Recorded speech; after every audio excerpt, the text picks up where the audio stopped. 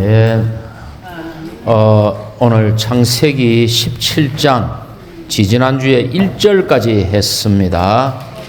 1절에서는 17장에서 뭐라 그러십니까? 하나님이 나는 모든 것을 충족해 주는 엘샤다이 하나님이다. 자신의 속성을 아브라함에게 계시하시면서 너는 내 앞에 행하고 온전하게 되어라. 그럼 하나님이 자신의 속성에 근거해서 모든 것을 충족시키는 하나님으로서 계시하면서 우리에게 내 앞에서 행하고 온전하게 행하라고 했다면 우리 어떻게 해야 될까요? 우리는 하나님의 속성에 근거해서 그 앞에 행해야 되겠죠. 그러니까 하나님의 속성이 뭡니까? 모든 것을 충족해 하는 저통의 하나님. 말씀 안에 있는 영적인 저주로 우리를 자라서 구원에 이르게 하는 공급의 하나님이지 않습니까? 그러니까 우리가 주님을 먹고 마시고 분배받음으로 그분 앞에 행하고 온전하게 되는 것입니다. 그죠? 오늘 2절입니다. 2절을 함께 읽어볼게요. 내가 나의 언약을 나와 너 사이에 맺어서 너를 크게 번성하게 하겠다. 자, 아브라함이 하나님 앞에 행하고 온전하게 되면 그는 하나님이 크게 번성하게 하겠다고 하셨습니다. 자, 나의 언약이라는 말이 17장에서 8번 나옵니다. 형제자매들에게 숙제를 내드리겠습니다. 집에 가셔서 17장에 나의 언약이 몇 번이 나오는지 읽으시면서 밑줄을 쫙쫙 그어 보십시오. 그러니까 8번 나오는 걸로 저는 알고 있습니다. 자, 그럼 언약의 내용은 뭘까요? 언약의 내용은 씨와 땅이죠. 계속 반복되는 씨와 땅이 언약의 내용입니다. 자, 그래서 이 나의 언약을 맺겠다. 그래서 언약이 씨와 땅이라는 언약이 지금까지 4번 반복됩니다. 첫 번째는 아브라함이 가나안 도착 후에 하나님이 이 땅을 너의 씨에게 주겠다. 창세기 12장입니다. 그가 이집트 내려가 실패한 후에 롯에게 땅을 양보하니까 하나님이 13장에서 너가 밟는 땅을 너에게 주겠다. 다음에 15장에서 14장에서 롯을 구출하고 15장에서 하나님께 제물을 드리니까 너의 씨를 하늘의 별과 같이 이 땅을 너에게 어디서 어디까지 광대하게 주겠다 라고 하나님이 3번 약속하시고 16장에서 이스마엘을 놓을 때는 하나님이 나타나지 않으십니다. 그때부터. 그리고 17장에 도달하니까 99세가 되었을 때에 다시 한번 나의 언약을 너에게 맺겠다라고 하나님이 4번째 말씀하셨습니다. 자, 그러면 또 이제 질문이 들어갑니다. 제가 왜 언약이 반복이 될까요? 왜 언약이? 왜 이 언약을 하나님은 자꾸 반복을 할까요? 왜 하나님은 언약을 반복하십니까? 까먹을까봐? 확증. 자, 이런 겁니다. 이것이 하나님이 그분의 언약을 이루는 것을 하나의 일회 방식으로 한다면 또 일회성의 어떤 사건을 이루는 방식으로 한다면 전능하신 하나님이 한 번만에 되지 않습니까? 빛이 있으라 하니까 빛이 있는 이 전능한 하나님이 자꾸 반복하는 이유는 이것은 일의 방식이 아니고 생명의 방식입니다. 생명의 성장에 따라 점진적으로 성취되는 것이기 때문에 자꾸자꾸 말씀하시는 것입니다.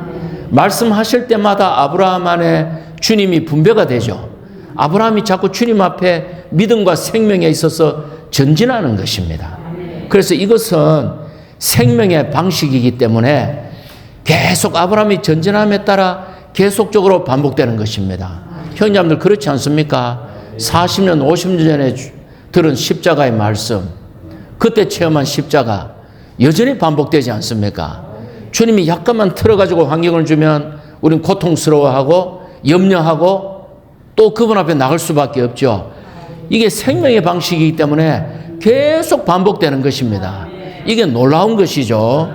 이거를 분명히 아셔야 됩니다. 자, 5절, 6절에 한번 가보니까 하나님이 그러십니다. 이제부터 너의 이름은 아브라함이 아니고 아브라함이다. 왜냐하면 내가 너를 많은 민족의 아버지로 세웠기 때문이다. 6절에 가니까 내가 너를 크게 번성하게 해주면 너에게서 여러 민족과 여러 왕이 나올 것이다.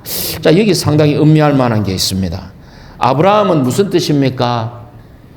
아브람, 높아진 아버지. 아브라함은 많은 사람들의 아버지. 다르죠? 높아진 아버지와 많은 사람들의 아버지는 다릅니다. 자, 그러면 첫째, 아브라함, 이삭, 야곱은 한 면에서는 믿는 이들의 체험을 대표하지만 다른 한 방면에서는 아버지, 아들, 성령 하나님을 예표하죠. 그러면 아버지의 하나님의 관점에서 말씀드리겠습니다. 높아진 아버지가 많은 사람의 아버지가 된다는 것은 신격에 있어서 유일한 한 분 하나님, 높으신 하나님이 그분의 아들을 보내셔서 신성과 인성을 소유한 많은 아들들의 아버지가 된다는 의미입니다. 아멘이 되십니까? 하나님 편에서 볼 때에 높아진 아버지, 신격 안에 계신 유일하신 하나님이 많은 사람의 아버지, 신성과 인성을 생명과 본성에서 소유한 많은 아들들의 아버지가 되십니다. 두 번째, 믿는 이의 편에서 볼 때 아브라함은 뭡니까? 일반적이 되어야 돼요. 아브라함은 특별한 사람이 아니고 일반적인 사람이 되어야 됩니다. 그럴 때 많은 사람들의 아버지가 될 수가 있습니다. 자, 삼일 하나님은 근원이시죠. 삼일 하나님은 근원이십니다. 그런데 아브라함도 근원이에요. 아브라함도 근원입니다. 삼일 하나님은 참된 근원이신 유일하신 하나님으로서 근원이죠. 아브라함은 이 땅에서 통로로서 하나님의 통로로서 근원입니다. 맞죠? 예, 그래서 하나님은 아브라함이 많은 아버지가 되어야 그 씨와 땅의 약속이 성취될, 하나님의 언약이 성취가 될 수 있는 것입니다. 자, 그럼 나중에 나오겠지만 사라는 뭡니까? 사례는 나의 왕비죠. 사례는 나의 왕비인데 사라가 되면 그냥 왕비죠. 이게 무엇입니까? 나의 왕비가 일반적인 왕비가 될 때에 이 사라는 새 예루살렘이 될 수가 있습니다. 갈라디아서에 나오죠, 그죠? 하늘에 있는 우리 어머니, 곧 하늘에 있는 예루살렘이라. 이 사라는 일반적인 왕비가 됨으로 새 예루살렘이 됩니다. 그래서 자, 이 이름은 아브라함이 스스로 바꿨습니까? 하나님이 바꿔주셨나요? 하나님이 바꿔주셨죠. 하나님이 우리의 이름을 바꿔주실 때 우리가 주님 앞에 우리 일생의 전환기가 이루어집니다. 자, 예를 들어 볼까요? 원래 야곱이라는 사람의 이름이 뭐로 바뀌었습니까? 누가 이름을 지어줬나요? 예, 야곱의 이름이 이스라엘이 되니까 어떤 일이 일어납니까? 이스라엘 왕국이 산출됩니다. 이스라엘 왕국이 산출됩니다. 야곱이 되면은 안 돼요. 야곱이 이스라엘이 되어야 개인적인 이스라엘이 단체적인 이스라엘이 되죠. 이스라엘 왕국이 산출됩니다. 두 번째, 시몬이 베드로로 바뀌었습니다.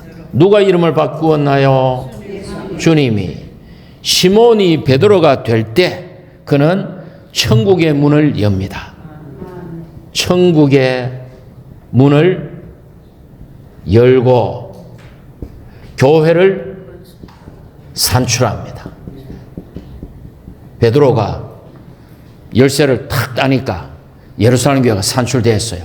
베드로가 고넬료에게 탁 복음을 전하니까 또 열쇠를 하나 더 사용하니까 이방의 복음이 전파되었어요. 자, 그러면 요거는 이제 이름이 바뀐 건 아닌데 히브리식으로 사울이라 불리는 사람이 헬라식으로 이름이 뭡니까? 바울이잖아요. 요건 뭐 같은 사람이고 이름이 바뀐 건 아니지만 어쨌건 히브리식으로 사울이 헬라식의 이름으로 바울이라고 불리니까 어떻게 됩니까? 이방 세계에 이방 세계에 왕국 복음을 전파하고 교회를 산출할 뿐만 아니라 교회를 건축한다. 예, 아주 잘 아시네요. 그 이름이 바뀌는 게 참 중요합니다. 이름이. 이 이름이 바뀌는 게 너무나 중요해요. 왜냐하면 이름이 바뀐다는 것은 생명이 바뀌고 인격이 바뀌는 것이죠. 그래서 이름이 바뀌는 게 중요합니다. 자매님은 이름을 바꾸셨기 때문에 그 한나가 몇 남 몇 녀를 뒀습니까? 한나가. 예? 6남매. 영적인 자녀를 6남매를 낳으셔야 됩니다. 예, 이름이 이한나로 바뀌었기 때문에 그 사무엘도 낳아야 되고 지금 숙제가 아주 과중해졌습니다. 예. 주님 앞에 많이 기도하고 추구해야 됩니다. 아멘. 자, 또 여러 민족과 여러 왕이 나왔죠. 6절에서. 자, 아브라함의 씨 중에서 누가 나왔습니까? 첫째, 최고의 왕이신 그리스도가 나왔습니다. 둘째, 천년왕국에서 주님과 공동왕들이 될 수많은 왕들이 나왔습니다. 이거 다 왕노릇 해야죠. 그죠? 다 왕노릇 해야 되지 않습니까? 우리 수많은 공동왕들이 그의 아브라함의 씨에서 나옵니다. 자, 질문 들어갑니다.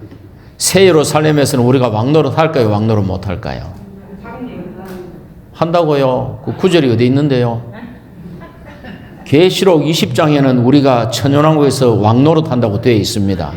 새 예루살렘에서 우리가 왕노릇 한다는 게 맞습니까? 틀립니까? 여러 민족의 왕들이 새 예루살렘으로 들어온다는 구절은 있어요. 우리가 새 예루살렘에서 왕이 되는 게 맞습니까? 틀립니까? 맞습니다. 두 가지 이유에서 맞아요. 첫째, 천년왕국의 보상은 새 예루살렘의 미리 맛봄이기 때문에 천년왕국에서 왕노릇을 했다면 새 예루살렘에서도 왕노릇 하는 게 맞아요. 둘째, 계시록 22장 5절 적으십시오. 거기 보면은 하반절에 그들은 영원히 다스릴 것입니다. 우리가 새 예루살렘에서도 왕노릇 합니다. 우리가 왕이 되기 위해 태어난 사람들이에요. 예. 지금은 비록 우리가 때로는 좋지 않은 모습도 있고, 우리가 아직은 때로는 출세한 사람 앞에 가면 약호도 좀 죽지만, 우리는 운명이 왕노릇 할 사람들입니다. 우리가 지금 교회 안에서 왕의 수업을 받고 있습니다. 성도들을 목양하며 왕의 훈련을 받고 있습니다. 성도들을 목양하지 않으면 그날에 왕노릇 할 줄을 모릅니다. 그래서 자동적으로 왕이 안 됩니다. 됐습니까? 예. 우리는 그날에 왕들이 될 것이고 많은 민족들이 나올 것입니다. 왜요? 새 예루살렘에는 12문이 있습니다. 많은 민족들이 구원을 받아서 새 예루살렘이 되었기 때문에 아브라함과 사라에게서 여러 민족과 여러 왕들이 나올 것입니다. 자, 9절로 11절로 이제 뛰겠습니다. 9절로 하나님께서 아브라함에게 말씀하시기를 너는 나의 언약을 지키되 내 뒤를 이을 씨도 너의 씨도 이 언약을 지켜야 한다. 그렇기 때문에 너희가 즉 나와 너 아브라함 사이에 또 너의 뒤를 이을 너의 씨 사이에 내가 언약을 세우는데 그 언약은 10절에 뭡니까? 남자는 모두 다 할례를 받아야 한다. 11절에 함께 읽겠습니다. 너희는 포피의 할례를 받아야 한다. 이것이 나와 너희 사이에 세우는 언약의 표시이다. 자, 언약의 내용은 뭡니까? 언약의 내용은 뭐예요? 씨와 땅. 언약의 표시는 뭡니까? 할례. 됐습니까? 그래서 하나님이 나의 언약을 세운다. 그 언약의 내용은 씨와 땅이지만 너희들은 할례를 받아야 한다. 이게 언약의 표시입니다.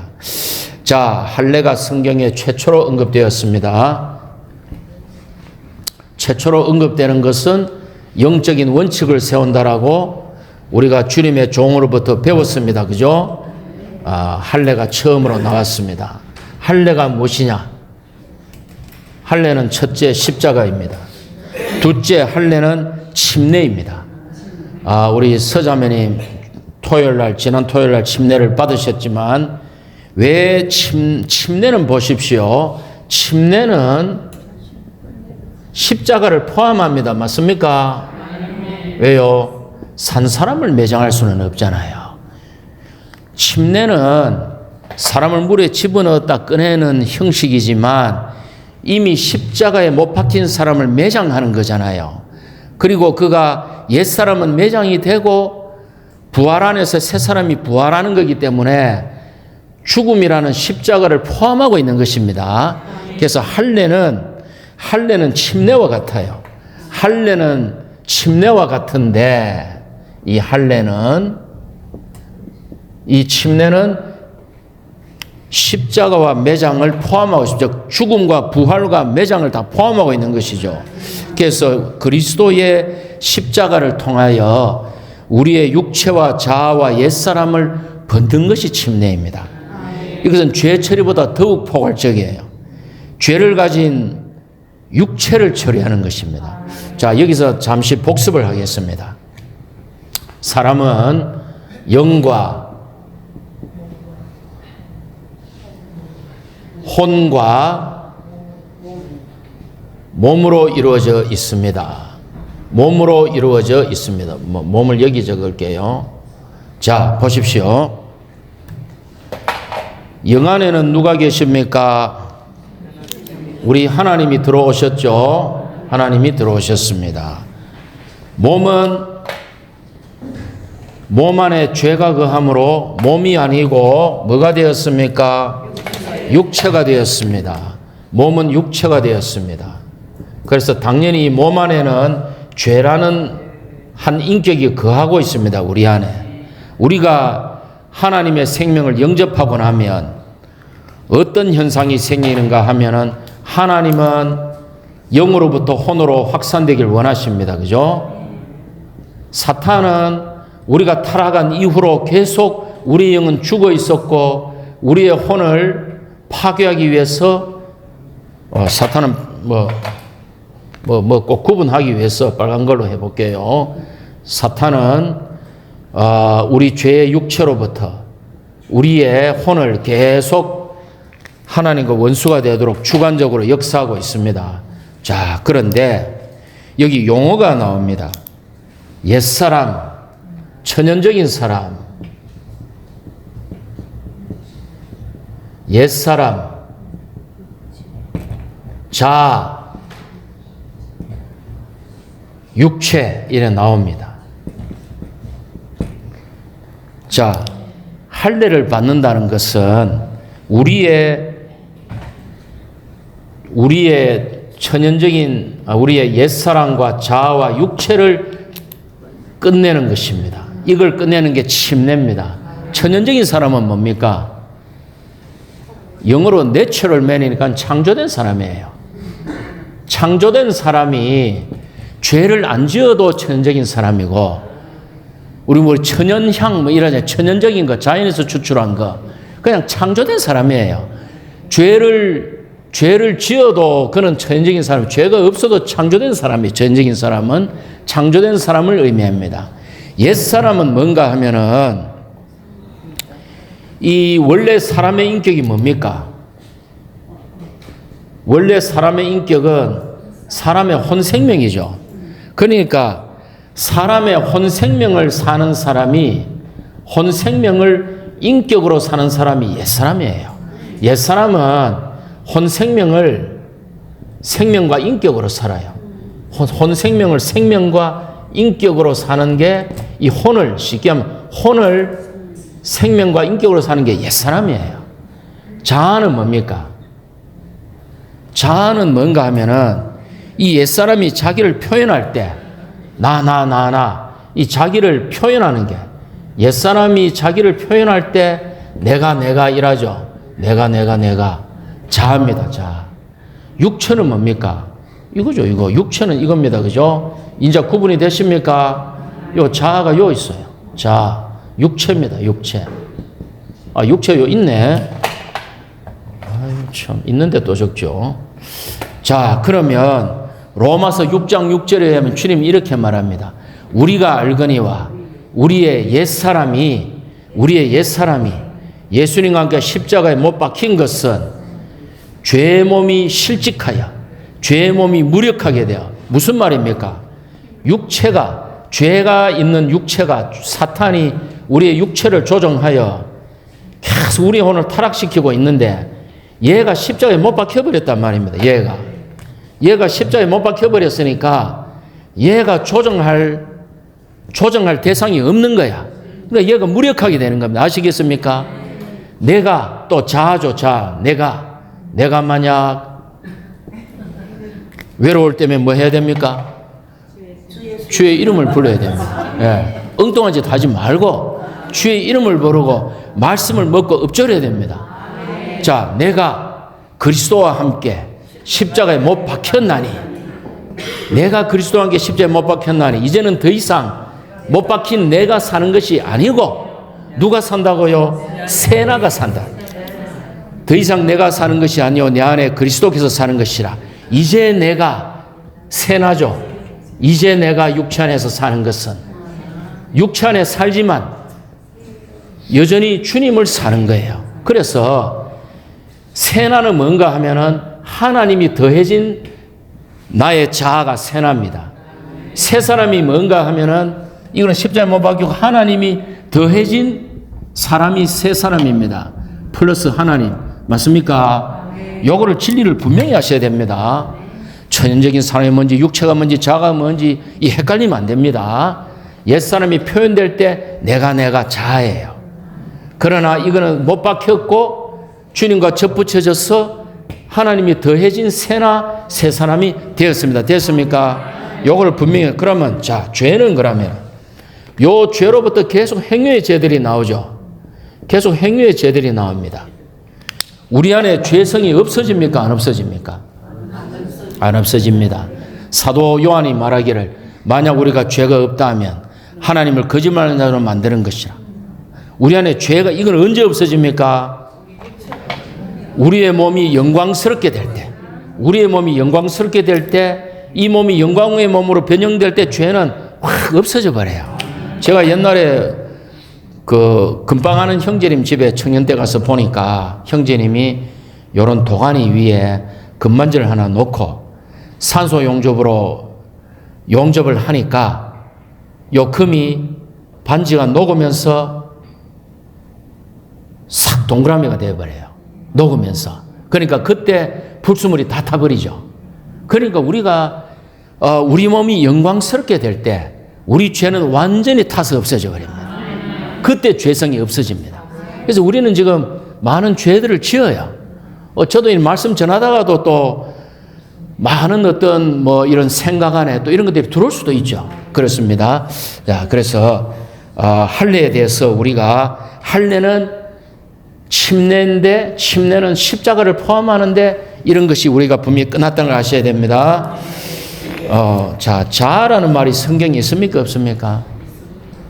자아라는 말이 성경에 있습니까? 없습니까? 자아라는 말이, 자아라는 말이 성경에 있습니까? 자아. 성경에 없습니다. 제가 알기로 없습니다. 삼일성이라는 말이 성경에 있습니까? 없습니다. 삼일체 없습니다. 신약, 구약이라는 말이 성경에 있습니까? 없습니다. 없지만은 교보들로부터 쓰는 거죠. 진리를 설명하기 위해서. 자아라는 게 성경에 없어요. 영어로 그냥 the self 서비스, 식당 파마, 자아 서비스. 지가 떠물어 이 말이야. 지가 하는 거. 하나님이 하는 게 아니고 자아라는 말 성경에 없습니다. 그러니까 자아는 나예요, 나. 자아가 표현될 때, 옛사람이 표현될 때 자아로, 나로 표현되는 거예요.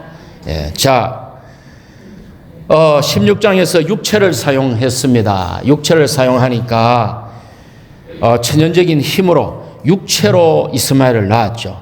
이제 17장에 올 때 할례를 받으면 어떻게 될까요? 육체가 끝나죠. 육체의 능력이 끝나죠. 그죠? 그럴 때 21장에 가면 내가 아니요 그리스도, 은혜로, 나는 아무것도 할 수 없는 자이지만 은혜로 이삭을 낳을 때에 하나님의 목적이 이루어집니다. 그죠? 율법의 경륜으로부터 하나님의 목적이 이루어질 수 없죠. 하갈, 이스마엘은 안 됩니다.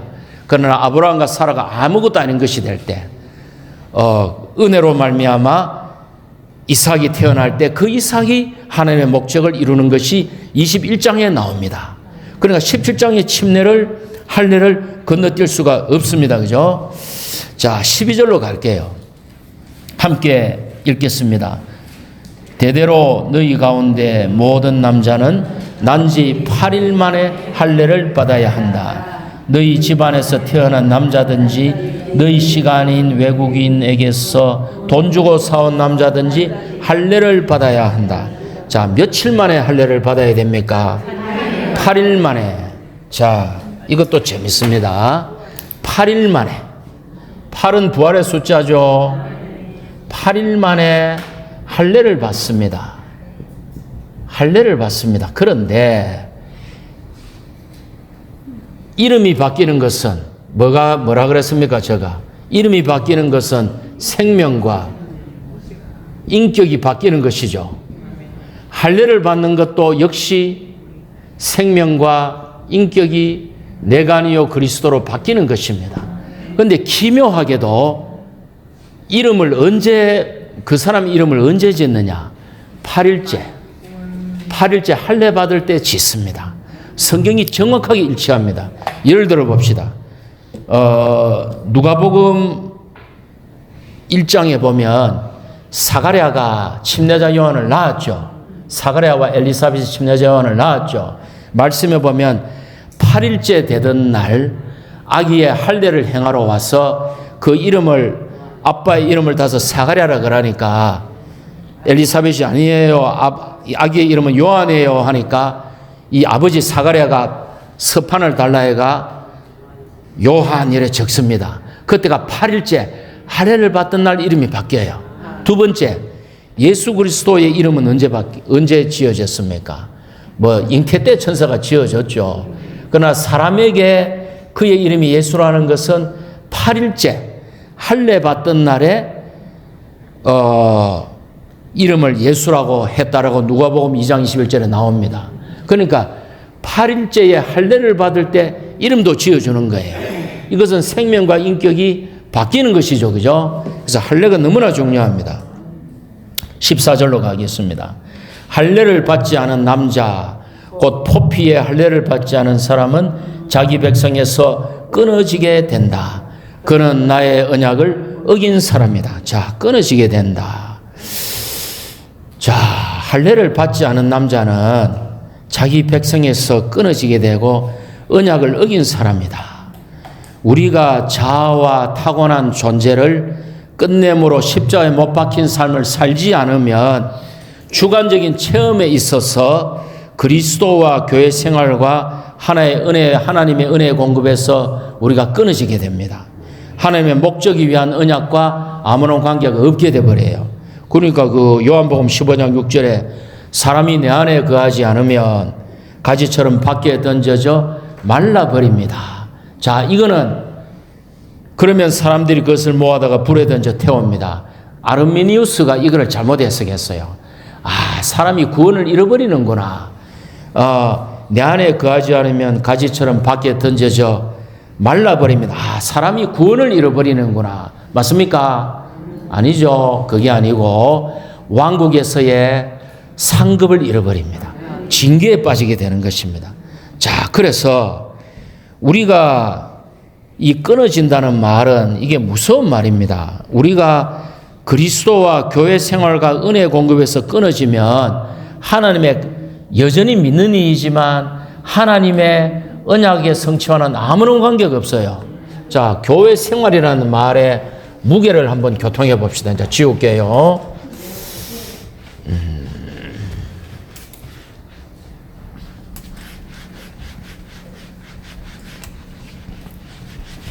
빨리 지우고 시간을 절약하기 위해서. 자, 형제자매들, 교회 생활이라는 말을 좀 음미해 봅시다. 교회 생활. 우리가 사람으로 태어났습니다. 그죠? 아주 흔히 하는 말입니다. 우리가 사람으로 태어났습니다. 우리가 개나 마차를 끄는 말이나 소나 이걸로 안 태어나고 사람으로 태어났습니다. 사람으로 태어났으면 학생도 있고 군대도 가고 직장도 다니고 연애도 하고 결혼도 합니다. 그러다가 어느 날 이 사람 중에 일부가 그리스도인이 됩니다. 맞습니까? 이 안에 극히 일부가 그리스도인이 되었어요. 믿는 이가 되었습니다. 그러니까 이제 이 믿는 이들 중에 정말 탁월한 믿는 이들은 어떻게 됩니까? 영적이 되기를 갈망하고 의롭게 되기를 갈망하고 생명이 성장하기를 갈망하고 이런 아주 탁월한 그리스도인으로서 사는 사람들이 있습니다. 그런데 어느 날 이 중에 극히 일부가 교회 생활 안으로 들어왔어요. 교회 생활. 이 중에 일부가 교회 생활 안으로 들어왔습니다. 교회 생활은 어떤 생활입니까? 하나님의 갈망을 이루는 생활이죠.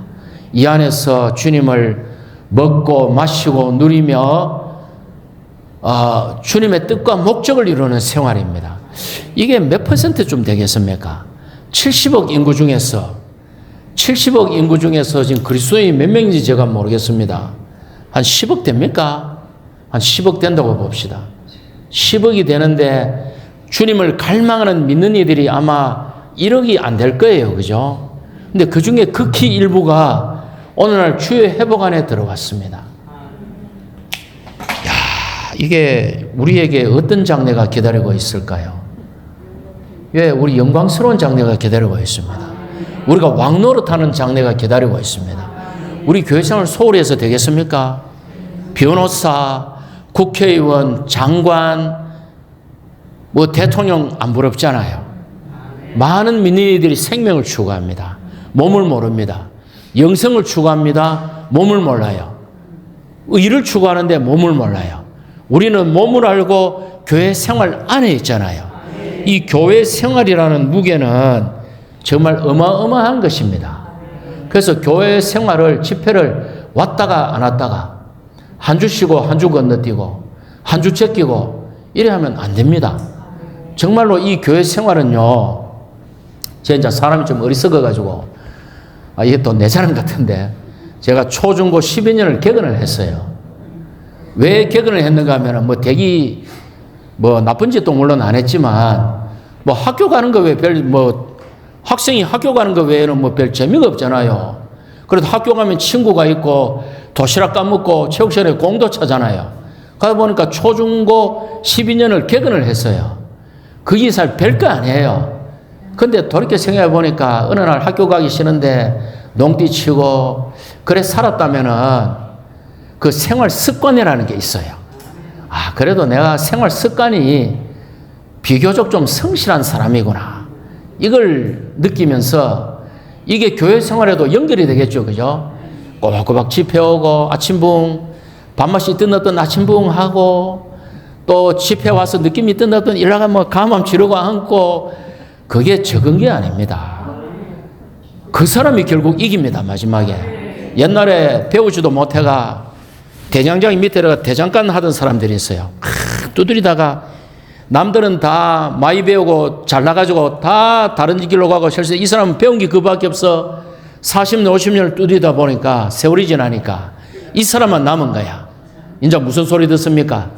선생님, 명장, 기능, 전통문화, 전승인, 사회적으로 존경을 받아요. 이게 교회 생활이 이래 무섭습니다. 제발 형제자매들이 부탁하는데 교회 생활을 입맛대로 하지 마십시오. 나왔다가 안 나왔다가 삐졌다가 자리주만 나오고 이래 하지 마십시오. 교회 생활은 그런 생활이 아닙니다. 교회 생활은 입맛이 있으나 없으나 나오고 정말 느낌이 있든 없든 신원하고 이거 정말 이거 빼면 우리 인생 아무것도 아닙니다. 우리 인생 뭐가 남습니까? 미남민요 걸어댕기죠. 그냥 단백질 덩어리예요. 한 50, 60년 지나보면 단백질이 빠져가 쭈글쭈글해지가 이런 볼품 없어요. 인생 뭐 남는 거 있습니까? 아침 저녁으로 씻어봐야 몸에서 노인 냄새 난다 그래요. 저도 요즘 습관이 맨날 일합니다. 젊은 사람들은 민백기지가 싶어가. 사람이 이래 되는 거예요. 제발 다른 거 다 포기해도 좋으니까 교회 생활은 함부로 해서는 안 됩니다. 이 교회 생활이라는 단어의 무게가 어마어마한 것입니다. 나중에 왕노릇 하려면 성실히 하십시오. 예. 피대 덮지 말고 우리 다 열심히 합시다. 예. 자, 15절로 가겠습니다. 하나님께서 아브라함에게 말씀하셔서 아내의 이름도 사라라고 바뀌었죠. 넘어가겠습니다. 자, 하나만 짚고 넘어갈게요. 16절에 보면 그 여자는 여러 민족의 어머니가 되겠고, 이게 흥정력이 이런 장난을 쳐놨어요. 원래 원어에는 그 여자는 여러 민족이 되겠고입니다. 그 작은 글씨로 회복력에, 그러니까 이게 원어에 없다고 여러 적은 거예요. 여러 민족의 어머니가 되겠고 돼 있죠.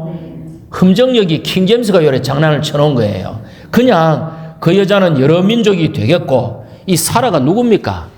새 예루살렘이잖아요. 사라가. 새 예루살렘이 뭐로 이루어져 있습니까? 예, 여러 민족으로 12문을 통해서 동서남북에서 사람이 들어왔잖아요. 그러니까 사라는 여러 민족이 되겠고가 맞습니다. 예, 빨리 하고 넘어갈게요. 그리고 17절에 보니까 아브라함이 얼굴을 땅에 대고 웃으면서, 아이고 100세 된 사람이 어떻게 아이를 낳을 수 있을까? 90세 된 사라가 어떻게 아이를 낳을 수 있을까 하면서 웃었어요. 그러니까 하나님이 그 아이의 이름은 이삭이다. 이삭이 무슨 뜻입니까? 웃음. 아브라함이 그럼 왜 웃었을까요? 아브라함이 왜 웃었을까요? 내가 어떻게 아이가 100세 된 사람에게서 90세 된 사람 낳을 수 하면서 웃는 거 어떤 웃음입니까? 아브라함이 말도 안 되는 소리야. 내가 아니오는 알았어. 아브라함이 내가 아니오. 근데 그리스도를 몰랐어. 그러니까 내가 아니오까지 하고는 아이고 참 내가 안 되는데 어떻게 할까 하면서 웃은 거예요. 그러니까 사라도 나중에 그러죠. 장막대에서 아이고 우리 주인이 100살에 내가 무슨 낙이 있으려 하면서 또 웃어요. 하나님이 너가 왜 웃느냐 했더니 내가 안 웃었다 그래요. 당황해가.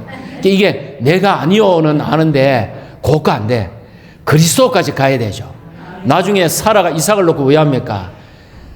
내가 사람들이 나로 인하여 웃는구나 하면서 이제 내가 아니요 그리스도까지 가는 웃음이에요. 맞습니까? 자, 교회 생활은 웃는 생활입니다. 교회 생활은 내가 아니요 할 때 웃어야 돼요. 그리스도라 할 때 웃어야 돼요. 은혜를 누린 결과는 웃음입니다. 교회 생활은 행복하고 즐거워야 돼요.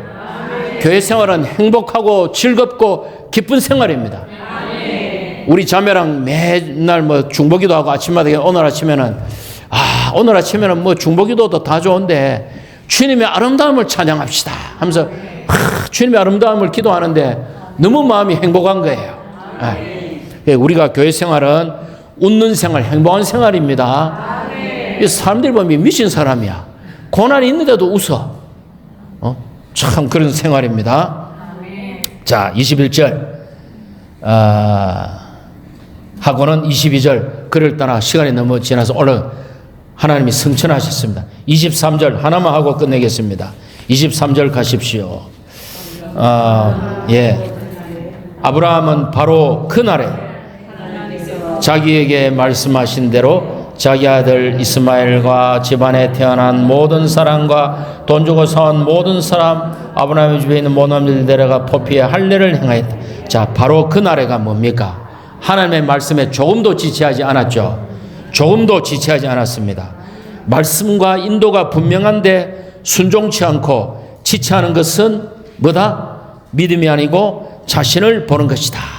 하나님의 인도와 말씀이 분명할 때 바로 그날에 즉시 순종하기 원합니다. 자, 모든 남자가 할례를 받았다는 것은 무엇입니까? 교회의 구성원이 모든 민족에서 나오는 예표입니다. 아멘. 할렐루야. 오늘 여기까지 하도록 하겠습니다. 아멘.